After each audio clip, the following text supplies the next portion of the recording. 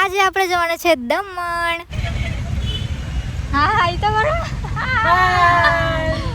So hello, good morning guys. તો આજે અમે જવાના હતા દમણ. એ તો મેં તમને પહેલાં જ કહી દીધું. એના માટે મેં કપડાં તો ચૂઝ કરી લીધા હતા. એનામાં કલાક લાગ્યો છે મને ચૂઝ કરતા. ઓકે, તો નેક પીસ મારા પર એક જ સારું છે, એટલે બીજા બધા છે પણ મને ખબર નહીં આ જ બધા પર શૂટ કરે એવું લાગ્યા કરે. આ છે તો સારું, પણ એને છે ને એમ જ મૂકી દે ને તો આખું ગૂંચવાઈ જાય છે, એટલે એને મેં સરખી રીતે મૂકું ત્યારે સરખું રહે છે. તો પહેલાં મેં પહેરી લે માને, પછી આગળની વાત કરીએ. તો આ નેક પીસ મેં પહેરી લીધું છે ને આ બહુ જ બ્યુટીફુલ દેખાય છે એકદમ. વાવ, મને ખબર જ છે જાય પહેલાં મને બહુ જ ભૂખ લાગી, તો મેં રોટલી શાક અને મુરબ્બો ખાઈ જ લીધો. તો એ ખાઈને મારી ફ્રેન્ડ આવી ગઈ, તો અમે જવા લાગ્યા વાસ્કુઈ, કેમ કે વાસ્કુઈથી આપણે જવાના છે ઇકોમાં. મારા વાળ તો અહીંયા સત્યાનાશ થઈ જવાના જેવું લાગતું છે ને થઈ બી ગયા. દેખા લાપરવાહી કે નથી જવા, બાલ બાંધ કે આના થા મેરે કો. તો અમે તો વાસ્કુઈ પહોંચી ગયા હતા ક્યારના, ને ઇકો વાળી એ હજુ આવી નથી. હા, તો તે લોકોની 15-20 મિનિટ રાહ જોયા પછી મેં ગઈ મેડિકલમાં, કેમ કે મને ઇકોમાં સારું નહીં થાય, એટલે મેં દવા લઈ આવી એની. ત્યાંથી પાછી આવી ગઈ હું બસ સ્ટેન્ડ પર. મેં સાથે સાથે સ્મૂથ બી લઈ આવી હતી, તો સ્મૂથ બી પી લીધી. એ લોકોની રાહ જોતા જોતા તો અમે કંટાળી ગયા છે. ને આજનું વેધર તો એટલું બ્યુટીફુલ છે ને, મેં તો જાણી જ ગઈ છે કે ત્યાં બી બહુ મસ્ત સીન હશે. તો અમારી ઇકો આવી ગઈ એટલે અમે બેસી ગયા. મેં તો બારી વાળી સીટ જ લીધી છે, કેમ કે મેરે કો નહીં અચ્છા હોતા इसमें. ને બેઠા એટલી જ વારાનું દાંત કાઢવાનું ચાલુ થઈ ગયું. તો ટોટલ 7 જણ અમે જતા હતા. એક આગળ બેઠી છે, તેને કેમક લેમ તે જ વિચારતી કરતી હતી. મને તો એ ગયું કે બધા નાસ્તો બનાવી લાવ્યા હતા મારા સિવાયના બધા. તો અમે ખાઈ લીધા મસ્ત મુઠિયા. તેમાં પહેલાં તો મેં જ હાથ માર્યું, કેમ કે આઈ એમ સૌથી મોટા ભૂખડ. સોંગ તો અમે બહુ ભારે ભારે વગાડતા હતા. અમને સંભળાવો તો મારા વિડીયોમાં કોપીરાઇટ લાગી જાય, એટલે મેં નહીં સંભળાવવાની. બાકી ગુજરાતી સોંગમાં જે મજા આવે ને દારૂ ફારૂ વાળા સોંગમાં, તેવી મજા કોઈ નહીં આવે. હા, વાત કરતા કરતા દાંત કરતા કરતા સોંગ સાંભળતા સાંભળતા અમે પહોંચી ગયા વલસાડ. અહીંયા પાનેરા દેખાઈ ગયું તો મારું દિલ તો એકદમ ખુશ થઈ ગયું, કેમ કે મને એવું લાગતું હતું કે બહુ વાર લાગશે જવામાં, પણ અમને થોડી જ વાર લાગી હતી. તો પહેલાં અમે પાનેરા ડુંગરના દૂરથી જ દર્શન કરી લીધા, કેમ કે દમણ જતા છે તો પહેલાં દર્શન કરવા બી બને કે નહીં. ને તમને મેં પહેલાં તો કીધું આજનું વેધર જો એટલું બ્યુટીફુલ છે. વ્હાઈટ વ્હાઈટ ક્લાઉડ્સ જે દેખાતા છે એટલું મસ્ત લાગે છે ને સાચું જ. તો ફાઇનલી અમે પહોંચી ગયા છે દમણ. तो इधर पहुंच के हमारे थोपड़े की हालत कुछ ऐसी हो गई है.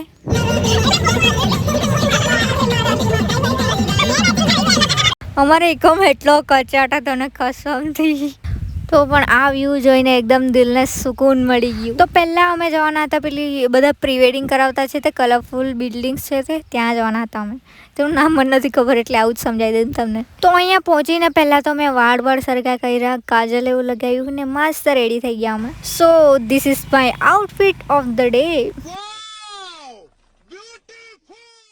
તો તે બાજુ સુધી ગાડી નહીં જવા દેતા હતા, એટલે અમે ચાલતા જ પહોંચી ગયા. કલરફુલ જગ્યા હોય ને તે મને બહુ જ ગમે, કેમ કે કેટલી બ્યુટીફુલ દેખાતી હોય. પછી ત્યાં અમે બહુ જ બધા ફોટોસ પાડ્યા. પછી અમે આવી ગયા, એની સામે જ ગાર્ડન હતું, ત્યાં અમે લોકો ફરવાની, અમે લોકો ફોટોસ પાડવા આવ્યા છે એવું લાગતું છે મને તો. તો આ બધી છે મારી પલટન. હા એ તો બરાબર. પછી ત્યાં ફોટોસ એવું પાડીને પછી અમે નીકળી આવ્યા પાછા ઇકોમાં આવવા માટે.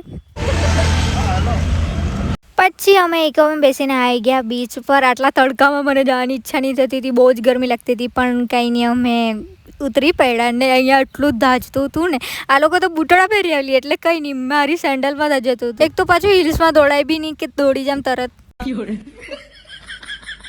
મેં તો આવી ગઈ જલ્દી બીચ પર, કેમ કે મને તો બહુ જ જતું હતું ને અહીંયા હમણાં શાંતિ મળી છે મને તો. પછી અમે બધા મળીને ફોટોસ પડાવ્યા, વિડીયો ઉતાર્યા, કેમેરામાં બી ફોટોસ પડાવ્યા હતા ને અહીંયા મારા બધા કપડાં બી નાઈ ગયા હતા. ફોટોસ એવું પાડાવીને પછી અમે મસ્ત એન્જોય કર્યા કરતા હતા.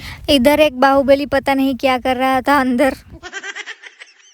મને તો ડોગીથી બહુ જ બીક લાગે, પણ આને નહીં લાગે. હા, મેં બી થોડી વાર મસ્ત એન્જોય કર્યું બીચ પર, મજા આવતી હતી મને તો. તડકો તો બહુ જ લાગતો હતો, પણ પવન બી સાથે સાથે આવતો હતો, એટલે કંઈ નહીં. ત્યાં 1-1.5 કલાક જેવું એન્જોય કર્યું અમે. પછી અમને ભૂખ લાગી આવી એટલે અમે જવાના હતા કોઈ ગાર્ડન શોધવા, ત્યાં બેસીને અમે ખાઈએ એમ કરીને. તો બીચ પાસેથી ચાલતા અમે આવી ગયા પાછા ઇકોમાં. ત્યાં બેસીને એક ભેલ ખાઈ લીધી. અમે ભેલ બનાવવાના હતા, બધું સામાન લાવ્યા છે પણ ચપ્પુ નહીં લાવ્યા હતા, એટલે ભેલવાળા કાકા પર પહેલાં ચપ્પુ લીધું, બધું સામાન એવું કટ કરી લીધું છે. પછી હવે જતા છે અમે એક ગાર્ડનમાં. તો ત્યાં પહોંચતા મારા થોબડાની હાલત કંઈક આવી થઈ ગઈ હતી ને આટલું બધું આ લોકો સામાન લાવ્યા હતા. મમરા ને કેરી સાનાથી કાપતા છે તે જો. તો અમે તો મસ્ત જગ્યા જોઈને બેસી ગયા હતા અને અહીંયા બધું વેજીસ અમે કટ જ કરી લાવ્યા હતા. અહીંયા બધું મિક્સ કરતા હતા લોકો ને હજુ મિક્સ કરવાની ટેકનિક તો તમને બતાવું અમે.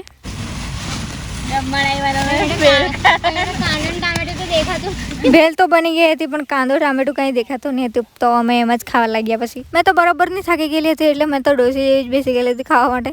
તે ખાઈને અમે 1-2 કલાક તો ત્યાં જ બેસી રહ્યા હશે, કેમ કે આટલા તડકામાં અમને જવાની હિંમત નહીં ચાલતી હતી બીચ. પછી 1-2 કલાક પછી અમે નીકળી આવ્યા બીચ પર રહેવા માટે. હવે સનસેટનો ટાઈમ આવ્યો છે ને એટલે મસ્ત દેખાશે, બધો વ્યૂ બી મસ્ત દેખાશે. તો બીચ પર પહોંચીને આ લોકો કપડાં ચેન્જ કરવાના હતા તે કરી આવ્યા. પછી અમે ગયા ચશ્મા લેવા માટે, કેમ કે મેં ચશ્મા નહીં લાવી હતી. મેં લીધા આ ચશ્મા કેમ કે બધા કહેતા હતા કે આ સારા લાગતા છે તો લઈ લીધા. પછી પહેલાં તો બેઠા અમે મસ્ત સનસેટ એન્જોય કરવા માટે. આ લોકોના ફોટા પાડવામાંથી જ ઉપર નહીં આવે. મારા પર કેટલા ફોટા પડાયા છે આ લોકોએ, સાચું જ. મારા ફોનમાં મારા કરતાં વધારે ફોટા આ લોકોના જ છે. સનસેટના ટાઈમ પર કોઈ પણ બીચનું વ્યૂ બહુ જ મસ્ત જ હોય ને આ બીચનું વ્યૂ બી એટલું બ્યુટીફુલ હતું ને એમ. ને હવા બી એટલી ઠંડી ઠંડી આવતી હતી તો મજા આવતી હતી. મેં વિચારેલું હતું કે હમણાં મેં નહીં ભીનાવા, પણ નહીં છૂટકે મારે આવું જ પડલું ને પેલીનો વિડીયો ઉતારવાના ચક્કરમાં મેં આખી ભીનાઈ ગયેલી, આખી એટલે આખી. પછી હું ભીનું કપડું પહેરીને ચાલ્યા કરતી હતી. તો બીચ પરથી આવીને અમે થોડી વાર ઊભા રહ્યા હતા સાઈડ પર. પછી અંધારું જાણે થવા લાગ્યું તો અમે બી નીકળવાના હવે ઘરે જવા માટે. તો અમે આવી ગયા ઇકો પાસે. અમે જતા હતા ને આ હોટલનું વ્યૂ કંઈ વાવ એટલું મસ્ત આવતું હતું ને અહીંયા એટલું બધું ટ્રાફિક લાગી ગયેલું ને અમને એટલું બધું. અમે 1-2 કલાક તો એમાં જ કાઢ્યો હશે સાચું. તો સાંજે 10-10:30 બાજુ અમે પહોંચ્યા હશે એક હોટલે. એક તો આખો દિવસ કંઈ ખાધું નહીં હતું, મમરા જ ખાધા હતા, તો એટલે એટલી ભૂખ લાગી હતી ને અમારથી તો વેટ જ નહીં થતું હતું. પછી જમવાનું આવી ગયું એટલે અમે તો ફટાફટ લાગી ગયા ખાવા માટે. તો ખાઈને પછી અમે નીકળી ગયા હતા ઘરે જવા માટે ને અમે 12 વાગે ઘરે પહોંચ્યા હતા. તો મળીએ કાલે, બાય.